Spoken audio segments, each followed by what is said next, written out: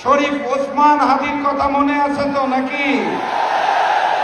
এক শুক্রবারে তাকে গুলি করা হয়েছিল, আরেক শুক্রবারে তিনি শহীদ হয়েছিলেন।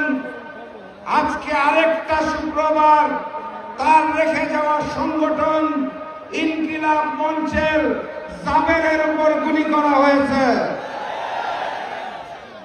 জাবের সহ নেতৃবৃন্দের দাবি ছিল একটাই, হাদি যে ইনসাফ চেয়েছিল সেই ইনসাফ এবং বিচারের জন্য তারা ঢাকায় শান্তিপূর্ণ অবস্থান করছিল। তাদের চাওয়া ছিল হাদি হত্যার বিচারটা যাতে জাতিসংঘের পক্ষ থেকে হয়।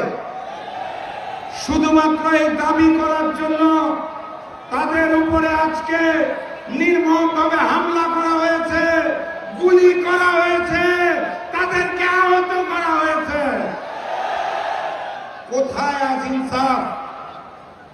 যে ইনসাফের খোঁজে আমরা 5ই আগস্ট হাজারো শহীদের রক্তের বিনিময়ে নতুন বাংলাদেশ চেয়েছিলাম, সেই ইনসাফকে রুখে দেওয়ার জন্য কারা কাজ করছে আমরা সেটা জানতে চাই।